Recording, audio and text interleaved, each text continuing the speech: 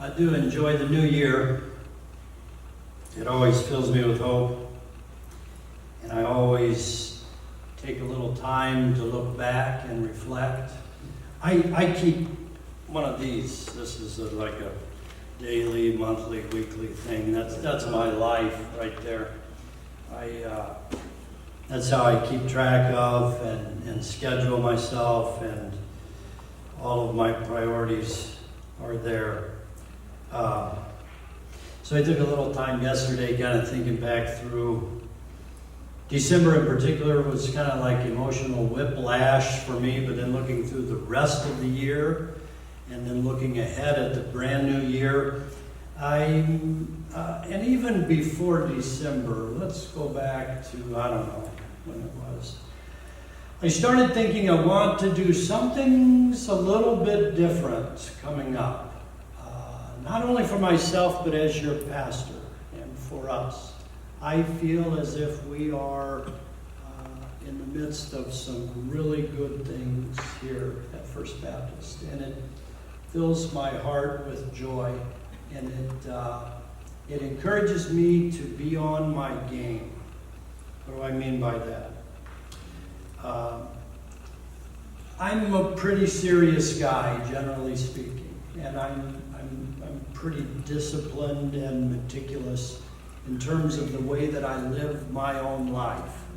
I set aims and then I work toward them in a number of areas of my life.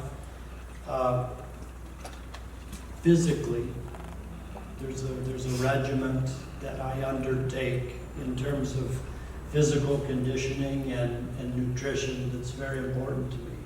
I value that.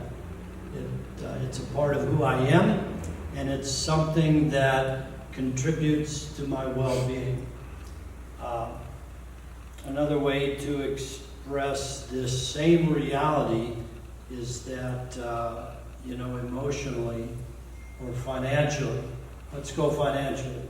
Financially is a certain way I need to live my life in order to be where I want to be. Do I always do that? No, not even often. I fail miserably. But I have to have aims financially. I have to be thinking about the fact that I want to end next year with less debt than I have now and with more savings than I have now. And if that's going to be the case in my life, then I have to make decisions along the way about how I utilize my money and my resources and how I invest and all that sort of thing. So I have commitments, okay? I have aims in life, and then I have those things that help me to achieve them. One of the things that I did in 2022 is I took up swimming. As a child, I never swam well. My brother threw me in and I almost drowned. I learned to tread water, but I never really was a proficient swimmer. But every time I've chosen a gym to go to, it's one with a pool because I might want to swim. And I never did, but it was there if I wanted to. This year I decided to swim. Why? Because that's good for me. So a couple of times a week I swim. And I don't do it well. I'm not ready for the Olympics. I'm not the next Michael Phelps, I guarantee you. I flounder and I flail, but I swim because it's a commitment that I have to help me live a certain life. All of this is true not only in finances, not only in exercise, not only in nutrition or discipline or whatever you're thinking about. It's true in our spiritual lives as well. And the thing that I want to do with you in the month of January is to sort of wander around the topic of a friendship with God. And what are the things that we can do in our lives in order to nurture that most important relationship? The idea of having a relationship with God should come as no surprise to you. We talk about that around here often. But I want to offer you some very practical suggestions that you can implement in your life in order to begin and to continue growing spiritually. I get a lot of these emails every day and every week. You probably do as well, devotional thoughts. This one said this morning: the central fact of our lives today is the absolute certainty that our Creator has entered into our hearts and lives. In a way which is indeed miraculous, He has commenced to accomplish those things for us which we could never do by ourselves. That's what I want for us in 2023. That's what I want for me, a life that's God-inspired and God-driven. And I want that for our congregation as well. It's like this. I want to offer you the opportunity here through the month of January to introduce into your life a level of intentionality around your relationship with God that you may have in the past sort of left to chance. There's some things we're diligent about, other things, not so much. I want you to think with me these 5 Sundays. I want you to think about your relationship with God and specifically how to nurture it. And the beginning point of that conversation, this is topical, okay? It's going to be a little different than what we've done. This is not directly out of the text. It's more like a fireside chat, okay? I might even sit down next week, and that would be a little more comfortable to communicate to you. Here's how it begins. It begins like this. It begins with, and the foundation is so incredibly important that I can't overstate it. It begins with how we perceive of a relationship with God. In other words, our perception of how God views us. And it's so incredibly important that you recognize that you are loved. That you are loved with an everlasting love. And that is your identity. What is your name? Your name's not Jeanette. Your name is loved. Jabez? No. Your name is loved. Burial? You are loved. That's your core identity. That's at the heart of who you are. Matt, you're loved. Sabrina, you are no longer Sabrina. From this point on, you are loved. That's who you are. That's how God views you. And that's the most important beginning place because it sets the stage for literally everything else. And if you've got it wrong about God, then the relationship's not going to improve.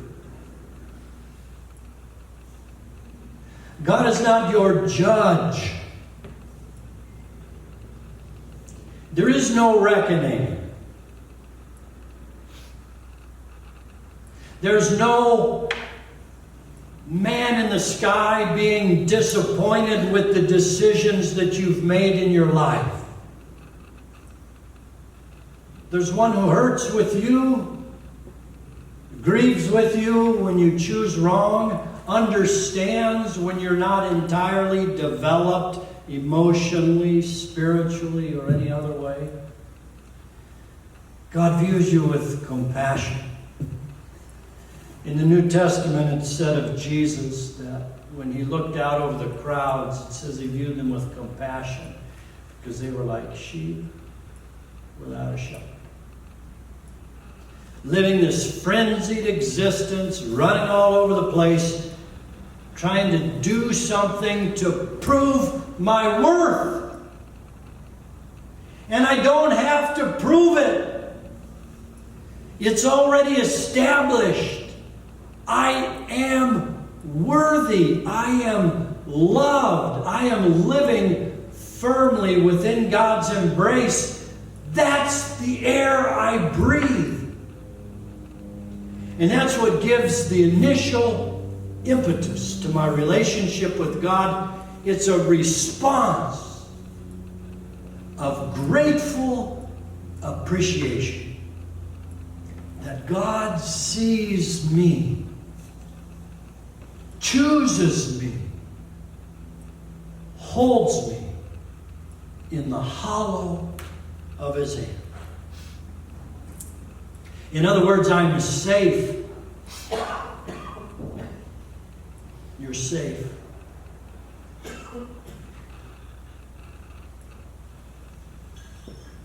Along with this perception issue is the idea of perspective. And our perspective changes all the time. Mine began one way when I woke up this morning and has evolved steadily in a certain direction. It happens like that every day. Our perspective is always changing. And so we need to pay heed to our perspective. We need to honor that sense of change within us. And we need to orient ourselves by being a part of God's community. That means once a week we keep this appointment. We show up. We come to this place. Because it helps us. It grants us God's perspective, and it gives us an opportunity to love and interact with one another. And we don't do it perfectly. If you're waiting for the perfect church, that's not going to happen. We do it to the best of our ability. But we do it. That's why we're here. It says in the scripture, do not forsake the gathering of yourselves together, as some are in the habit of doing. It's easy to ditch church. I know. I'd do it too if it wasn't my job. And I'm not saying you have to be there every Sunday or you're going to burn. It's not like that. It's just a conscious choice that we make to be together for your benefit and for mine. And it helps us to tend that most important relationship in life, the one with God. So as in any relationship that we're in, there are components that there are component parts to a relationship. There are elements that help define it. One is time, right? So friendships flourish when you spend time with friends. And so does a relationship with God. I wouldn't say that I was your friend if I spent no time with you. There has to be an investment of time that matches our intention in terms of our relationship with God. So we need to think strategically about our relationship with God in the same way that we think about anything else in our lives. In other words, if it's going to happen, there needs to be space for it, right? In my day timer, in my life, in my priorities, in my plan, in the way that I execute my day and live my life. There has to be a commitment of time. There has to be as well learning, discovery, and this goes back to that. The only constant is change. My relationship with God is continually evolving. Why would my relationship with God today at 51 be the same as it was when I was an 8-year-old child? That makes no sense. As you think about the relationships in your life, the ones that you probably value most are the ones you've had longest, that you've held on to, that have stood the test of time. I hear people talk about sometimes, yeah, we've been girlfriends since 3rd grade. That's a beautiful thing when a relationship can extend over the decades. And that relationship is always changing in response to the needs of the people who are in the relationship. The same is true in our relationship with God. God doesn't change. God is not different than God was when I was a child, but my experience of God is entirely different than my experience of God when I was 8 years old. I've grown, I've evolved, I've changed in a million ways, and always I'm changing. And that learning and humility has to be a process in the relationship. I want to know about God. I want to be known by God. Which brings us to the next component of a relationship is honesty or integrity. For relationships to flourish, there needs to be open, honest communication. I can't just relate to you as a projection of whatever image I'm hoping to put out. I have to be who I really am, and sometimes that's not great, right? Sometimes our experience is problematic. Sometimes, let's be frank, sometimes my life's a train wreck. Sometimes my life's a dumpster fire. And when that's going on, it's happening in light of the reality that God's in the middle of it with me. God's not over here waiting for me to clean up my stuff and then come back to Him. God is there saying, let me help you with that. Let me help you navigate the challenges that you find yourself in the midst of. And then somehow we view God as an angry, uninterested parent who says, just take care of that mess. And once you've done that, come back to... That's not who God is. God's in the parable of the prodigal son. Off the porch and out into the open country, looking expectantly, waiting, watching for his beloved to return. That's who God is. So we can be our real selves in a relationship with God, and we can listen.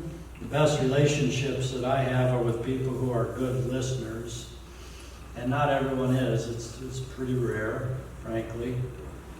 You know, you talk to somebody asks how you're doing, and they don't want to know, but you make a mistake of telling them, well, you know, this is going on. Same thing happened to me, they say, and off they go, run. Where's that sister?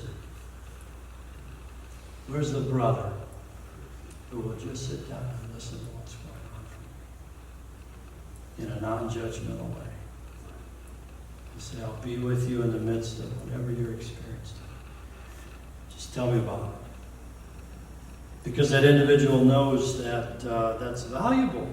Sometimes we need solutions. Sometimes we need someone to brainstorm with us. Sometimes we need someone to just listen. Sometimes in a relationship with God, we need to shut up, zip it, stop the prayers. God, give me this, give me that. I need a poem. I want that. I need this.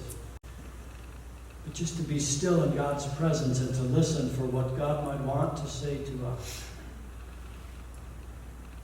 And not many people hear an audible voice. Some do. Mother Teresa of Calcutta just had a growing sense in her life that she was to devote herself to the poorest of the poor. Just a growing conviction that God spoke into her life consistently, and she created space to listen and to pay attention to what God was saying. Sometimes we talk too much. We pray too much. We say too many prayers. Just shh. Another aspect of relationship is change. I talked a little bit about this. I'm using an outline from a book called Learning to Pray. This is what I've been reading the last couple of weeks. Change and then silence. The ability to listen. So, if we stop and put this all together, what might it look like for us to, as Jeanette pointed out from the lyrics, create some space to nurture our relationship with God? That's the topic of January. That's what we're going to look at. Through a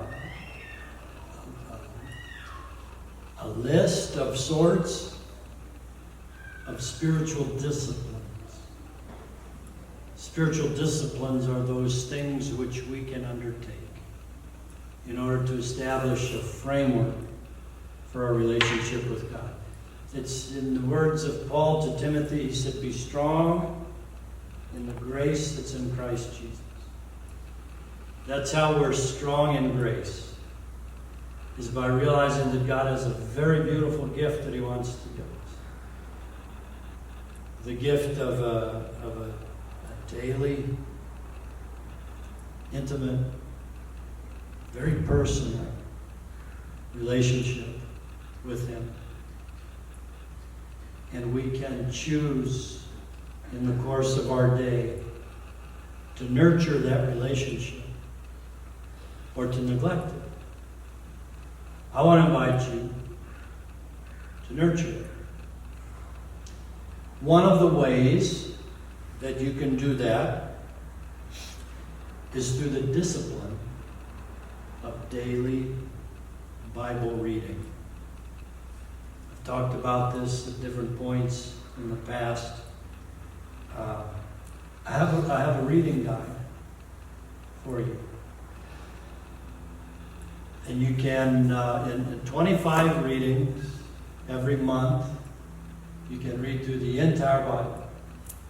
Which means in the course of a month, you have to devote 25 days to reading.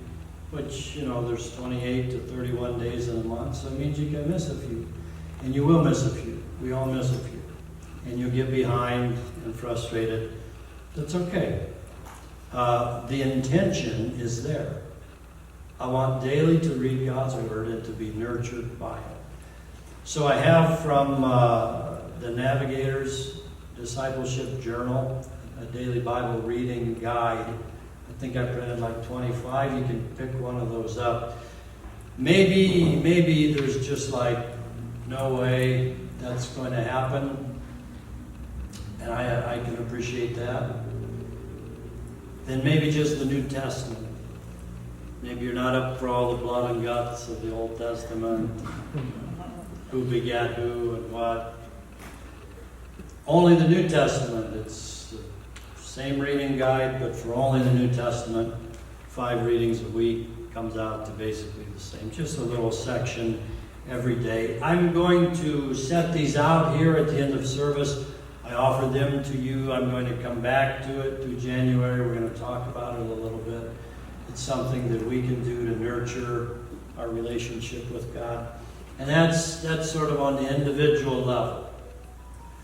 But I want to be looking at this idea of spiritual growth from not only the isolated and individual level, it's not just Jesus and me. Okay, it's Jesus and we. We're in this thing together. And I mentioned at the outset that we're a part of something here together. We are First Baptist Alameda. And something's happening. Something's changing. I don't know exactly what that is. I'm beginning to see glimmers of it. And it's very encouraging to me. It's very positive. It's something of a spirit among us. This is not a perfect church.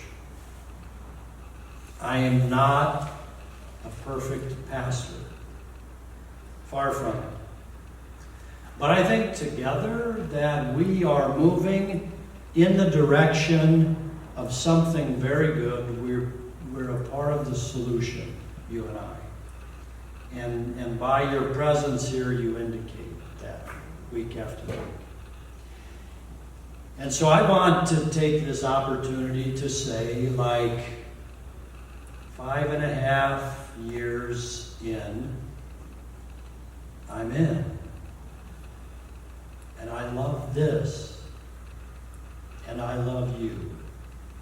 And you're not perfect, and I'm not perfect, and we're not going to be anything like spectacular that they'll write books about, probably. But there's something pretty special that's happening at First Baptist. After a tough couple of years. And so I want to introduce to us what I'm calling the solution box. It's like a suggestion box, only way cooler. Because the solution box is how we can work toward a preferred future. And so at some point in the next couple of weeks, there will appear here a really great solution box that will be like a direct line to me. And you put things in and you write your name or you don't, I don't care. And we'll address those things together in our community time. And we'll talk about whatever goes in the box. And why do I think this is important? You've heard my optimism, but I also want you to hear my concern. These are difficult times. 2022, for most of you, probably is the toughest year that you've had in many years. And there's a lot that's going on. There's always a lot that's going on. The media highlights that for us, daily, telling us how woeful our existence is. But really there are challenges that we're facing. And with that, there's a sense of discontent that's brewing and bubbling and potentially boiling over. Culturally speaking, there's a toxicity out there that we have to learn to outrun if we're going to be able to get along together in God's family and do what He's looking for us to do. Solution Box is a part of that. So the next couple of weeks, I'm going to be talking about that as well. I want you to be thinking. I want you to be thinking about how do I, as an individual believer, contribute to what's happening here at First Alameda. In other words, how am I a part of the solution?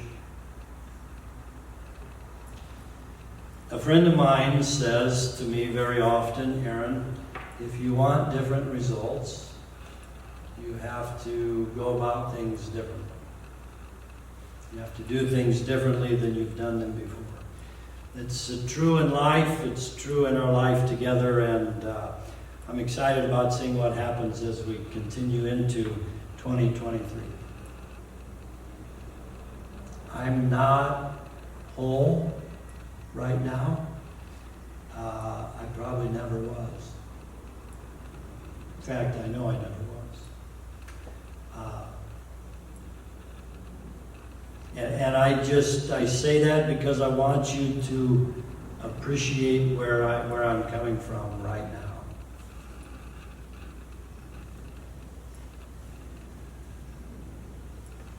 I'm not whole. I'm hurting. And you all need to know that. And I'm not going to be hurting forever. I'm not going to talk about my brother's death week after week after week after week. But right now, that's where I am. That's where I live. That's what's going on. That's a part of my reality. And this January focus on a relationship with God, on our life together, on moving into a good future is my way of just stepping outside of my own pain and trying to discern and be about what God is doing here in our midst. And I at the risk of sounding like a broken record, I think it's great. I'm excited. I'm glad that you're here to be a part of it.